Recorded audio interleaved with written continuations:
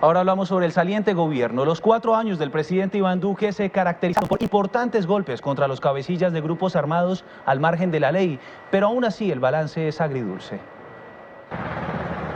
Alias Otoniel será el estandarte de triunfo para el gobierno saliente. Ha sido capturado Dairo Antonio Úsuga, alias Otoniel, el máximo cabecilla del Clan del Golfo. Otros de los grandes resultados fueron las operaciones que dieron de baja alias Iván Mordisco, líder de las disidencias de las FARC, así como Pirri, Fabián y Uriel, miembros del ELN. Incluso el gobierno se ha celebrado como triunfos los supuestos enfrentamientos entre guerrillas en territorio venezolano que terminaron con la muerte de Jesús Santrich, El Paisa, Romaña y Gentil Duarte. Y además, Iván Márquez, máximo jefe de la segunda Marquetalia, quien permanece en UCI en Caracas. Duque destacó que uno de sus mayores logros fue dejar a las organizaciones terroristas sin mando ni control. Dejar a una Colombia con más de 93 cabecillas dados de baja, ponerle fin a los caparros, puntilleros, pelusos y también debilitar todas las estructuras de mando del Clan del Golfo. Pero los expertos ponen en la balanza las cifras de masacres y la escalada de violencia en varios departamentos del país que dejan cifras preocupantes. Colombia sigue siendo el primer productor de cocaína a nivel mundial y se triplicaron la cantidad de grupos armados ilegales a nivel nacional. Por su parte, el gobierno resalta la disminución de secuestros y homicidios. Sentimos el deber cumplido de dejar ese promedio del cuatrenio de tasa de homicidios con la tasa más baja en 40 años. Dejar a Colombia con la tasa de secuestros más baja desde que se llevan anotaciones de ese crimen horrendo. Las retaliaciones por la captura de alias Otoniel y las bajas de varias cabecillas dejan en la actualidad el llamado Plan Pistola organizado por integrantes del Clan del Golfo que han ocasionado la muerte a más de 60 uniformados. Uno de los mayores tropiezos que tuvo el gobierno saliente fue la reforma tributaria, cuando el entonces ministro Alberto Carrasquilla esperaba recaudar 25 billones de pesos producto de impuestos, un proyecto que terminó por desencadenar intensos choques sociales y políticos. En abril del 2021, el gobierno nacional, en cabeza del ministro de Hacienda de ese momento, Alberto Carrasquilla, presentó con mensaje de urgencia ante el Congreso de la República la reforma tributaria que buscaba recaudar 25,4 billones de pesos, de los cuales 16,8 lo aportarían personas naturales a través de la declaración de renta y 10,5 billones llegarían a través del IVA. Que tenemos que revertir los incrementos importantes en el endeudamiento que están implicados por estos crecimientos del déficit fiscal, tanto del 2020 como el 2021. Según el gobierno nacional, el endeudamiento nacional seguiría creciendo, por lo que la reforma era urgente y necesaria para que el déficit fiscal no creciera durante el 2021, propuesta que no cayó muy bien en la oposición. Muy, pero muy equivocada la idea de reforma tributaria que están impulsando el presidente Duque y el ministro de Hacienda Alberto Carrasquilla, porque es una reforma dirigida a subirles los impuestos a los pobres y a las clases medias, inclusive gravando los artículos de la canasta familiar y aumentando el impuesto de renta de sectores de la clase media. Tras el estallido social el 3 de mayo del 2021, el ministro de Hacienda presenta su renuncia formal e inmediata a su cargo, luego de que 2 días antes el presidente Iván Duque retirara el proyecto de reforma fiscal. Le solicito al Congreso de la República el retiro del proyecto radicado por el Ministerio de Hacienda y tramitar de manera urgente un nuevo proyecto, fruto de los consensos, y así evitar incertidumbre financiera. El 4 de mayo, José Manuel Restrepo fue elegido como el nuevo jefe de la cartera de Hacienda y Crédito Público y quien debía enfrentar el reto más grande, la aprobación de una nueva reforma. Alrededor de ese propósito común que era construir un proyecto de inversión social, un proyecto que ponga de presente la necesidad de dar una respuesta desde lo social. El 14 de septiembre fue sancionada la Ley 2155 de 2021. Se trataba de la nueva reforma tributaria o Ley de Inversión Social. Esto tras la aprobación del Congreso. Dicha reforma entró en vigor en enero del 2022, con la cual se garantizarían recursos por 15,2 billones de pesos para la estabilidad económica y fiscal del país. Precisamente fue la reforma tributaria la causante del intenso estallido social que vivió el país durante 2 años y que generó una de las mayores crisis del país en la historia reciente. Las intensas protestas marcaron el gobierno Duque entre 2018 y 2021, donde se presentaron constantes marchas y enfrentamientos en las calles tras el estallido social. El periodo más crítico se vivió entre 2019 y 2021. Recordemos el paro nacional de 2019, en donde cayó lamentablemente muerto el joven estudiante Dylan Cruz. El primer estallido social se dio tras el bombardeo en Cartagena del Chairá. 8 menores murieron y el entonces ministro de Defensa, Guillermo Botero, renunció a su cargo. La forma como el presidente Iván Duque enfrentó las 2 olas de paro nacional quedará probablemente como el momento más crítico de su gobierno. Después de implementado el Plan Estratégico de Asistencia Militar, el exceso del uso de la fuerza fue foco de denuncias por las agresiones a civiles. La represión fue realmente muy dura por parte de la policía, con un saldo trágico de entre 40 a 70 víctimas mortales según las fuentes. El 8 de septiembre de 2020, tras la muerte del abogado Javier Ordóñez a manos de la policía, hubo multitudinarias manifestaciones en contra de la fuerza pública que dejaron nuevas protestas y muertes. Tuvo simplemente un mensaje de apoyo irrestricto a la policía, incluso frente a las críticas que se le podía hacer por las violaciones de derechos humanos en el marco de la protesta. El tercer estallido social ocurrió el 21 de abril de 2021, con la presentación de la reforma tributaria que generó inconformismos que se mantendrían hasta julio de 2021. Abarcó gran parte de la geografía nacional, tuvo incidencias diferenciales en cada región. Según cifras entregadas por Indepaz en su balance del pasado 2 de agosto sobre el gobierno Duque, se reportaron 957 homicidios contra líderes y defensores de derechos humanos, 261 eran firmantes de paz y 313 masacres que dejaron un total de 1.192 víctimas.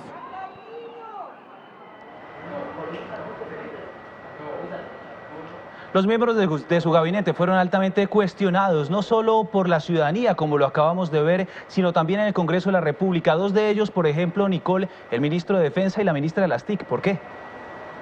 Rafael, si iniciamos con la exministra de las Tecnologías de la Información, Karen Abudinen, tenemos que mencionar el millonario contrato adjudicado a la Unión Temporal Centros Poblados, a la cual se le designó un adelanto de 70.000 millones de pesos, los cuales nunca se vieron reflejados en las zonas rurales, donde los niños se quedaron esperando centros digitales. Ahora, si hablamos del actual ministro de Defensa, Diego Molano, ha enfrentado más de 5 debates de moción de censura por sus polémicas declaraciones y operativos que también ha aprobado. Eso sí, de todas ha salido ileso. El gabinete del presidente Iván Duque enfrentó algunas turbulencias durante estos 4 años por cuenta de operaciones, iniciativas y contratos. Tal es el caso de la exministra de las Tecnologías de la Información, Karen Abudinen, quien tuvo que rendir cuentas ante el Congreso de la República luego de haber entregado un adelanto de 70.000 millones de pesos a la Unión Temporal Centros Poblados, la cual tenía la importante tarea de llevar internet a zonas rurales, pero la ejecución era casi que nula. Con duros calificativos, Abudinen fue cuestionada. Ministra, ¿usted es corrupta o es incompetente? Una de las dos. Y todas dos son gravísimas en lo público. Usted le hace un daño inmenso al país manteniéndose en la cartera. Ante la presión, Abudinen tomó la determinación de retirarse de su cargo, aunque se mantuvo en que ella también fue víctima del entramado corrupto. Hoy me retiro adolorida por las circunstancias que el país conoce, pero con la tranquilidad del deber cumplido. Procedí con honradez y transparencia, lo que hoy se satisfacen lanzando humillaciones en mi contra algún día. Cuando se impongan la verdad en todo su esplendor, reconocerán su error. Uno de los ministros que más mociones de censura enfrentó fue el encargado de la cartera de Defensa, Diego Molano. Sus polémicas declaraciones lo llevaron a asistir a debates que se extendieron por más de 8 horas. Sin embargo, Molano siempre salió ileso. Claro que para usted, señor ministro, los menores son máquinas de guerra, ¿no? Eso lo afirmó usted. No niños que deben ser protegidos. Y por eso exigimos su salida. Porque usted le sigue haciendo daño al Estado colombiano. ¿Cuántas mociones de censura no han pasado ya por estos espacios? Lo cierto es que el presidente de la República, durante estos hechos que desataban toda una polvareda, se mantuvo en defensa de sus funcionarios y abogó por la honra y la ética de cada uno. Tan solo 8 meses después de haber llegado a la Casa de Nariño, el gobierno enfrentó a una pandemia, la del COVID-19, que sin duda marcó la historia del país y del Ministerio de Salud. El 6 de marzo de 2020 se registró en Bogotá el primer caso positivo de COVID-19. El 21 de marzo la primera muerte por el virus, lo que desató un sinfín de medidas restrictivas que buscaban resguardar a los colombianos del virus sin cura. En estos 30 meses pudimos demostrar que como sistema de salud podíamos responder, que los colombianos podíamos seguir y atender las instrucciones que salvaban nuestras vidas. El gobierno de Duque junto con el ministro de Salud Fernando Ruiz dejan el país con un 84% de su población vacunada, con al menos una dosis, cifra que parecía inalcanzable aquel 15 de febrero de 2021, cuando arribaban al país las primeras vacunas de Pfizer, una esperanza sin precedentes, luego de más de 57.000 muertos por el SARS-CoV-2 en esa fecha. 30 meses en los cuales tuvimos un rastro muy fuerte de mortalidad, muchas personas perdieron sus seres más queridos, sus padres, sus hermanos. Tuvimos muchas situaciones complejas. Además, el gobierno Duque fue reconocido a nivel internacional por el manejo de la pandemia, la llegada y compra de vacunas y el manejo de crisis de la salud. El jefe de la cartera destacó que entre el 70% y el 80% de los colombianos han resultado afectados por el coronavirus en algún momento de estos 2 años y medio. Pudimos unidos, juntos, trabajar todos por lograr ese mejor bienestar y una mejor visión de futuro para todos. El ministro de Salud Fernando Ruiz se despidió del cargo, uno de los más difíciles durante estos 4 años, donde 6,4 millones de colombianos perdieron la vida. Pues en medio de la crisis de salud, los subsidios para la población vulnerable y los programas de prosperidad social fueron los mayores alivios en medio de la pandemia. ¿Por qué, Ana María? Claro que sí, Rafael, pues yo le cuento que principalmente programas como Ingreso Solidario han beneficiado a más de 10.8 millones de colombianos con una inversión total de 31 billones de pesos desde la llegada de la pandemia. Durante el gobierno Duque, la pandemia generó grandes problemas económicos a nivel nacional. Programas como Familias en Acción ayudaron con el sustento de los más vulnerables. Logró la mayor inversión social en la historia del país en cuanto a transferencias monetarias, subsidios que llegan directamente a la gente. Grandes cantidades de dinero fueron invertidas por el gobierno nacional, alcanzando niveles históricos.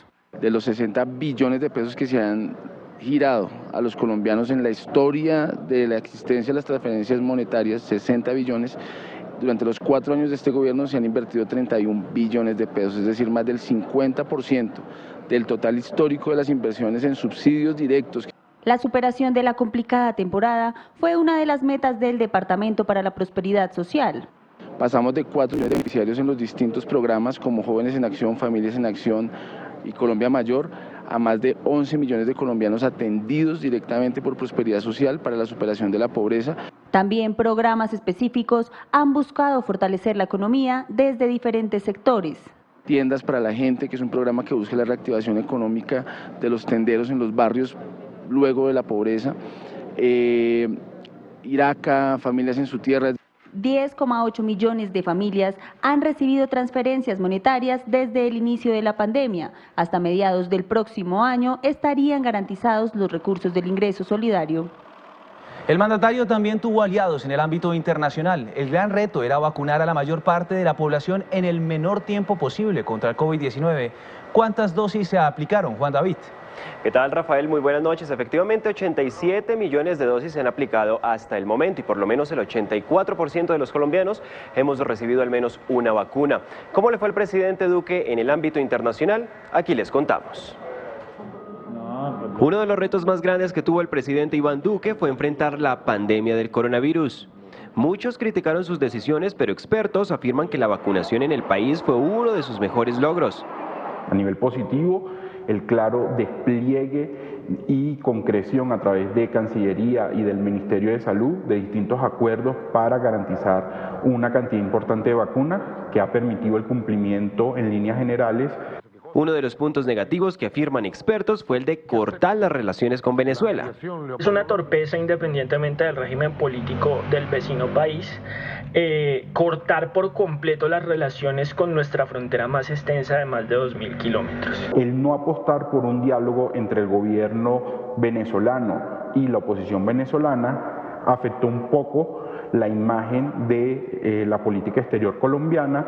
Otro de los desaciertos fue su relación con países garantes de la paz como Noruega y Cuba. Está también fracturada precisamente porque el gobierno de Iván Duque desconoció los acuerdos que permitieron sentar en la mesa al ELN y en donde los países garantes son clave.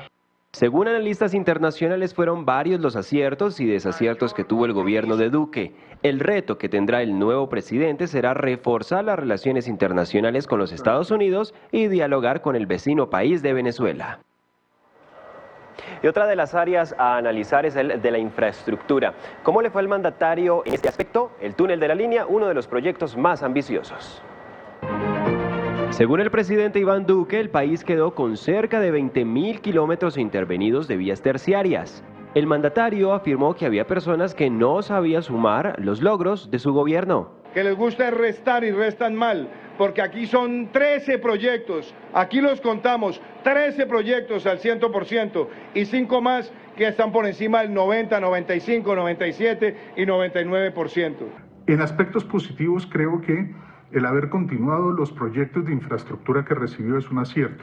La ministra Orozco con mucha claridad ha dicho que la infraestructura es un asunto del Estado colombiano y no del gobierno de turno. Uno de los proyectos más ambiciosos del saliente gobierno fue el de la obra de infraestructura que conecta a Cajamarca, en el Tolima, con Calarcá, en el departamento del Quindío. Otros como la adjudicación del RUND y sus relaciones con el sector transportador del país. Hoy estamos entregando 7.4 billones de pesos en 8 proyectos de cuarta generación que a más tardar todos al mes de diciembre van a quedar totalmente finalizados. Uno de los sectores que no se detuvo durante la pandemia del coronavirus fue el de la construcción. Creo que le faltó al gobierno ser más agresivo en transición energética, porque no obstante el gobierno Duque deja un buen legado en esta materia, en el sector transporte que es determinante se quedó corto. Según expertos, fueron varios los aciertos y desaciertos que tuvo el gobierno de Duque. Avanzó en temas de construcción como la entrega de vías de cuarta generación, pero en ámbitos de transición energética se quedó corto.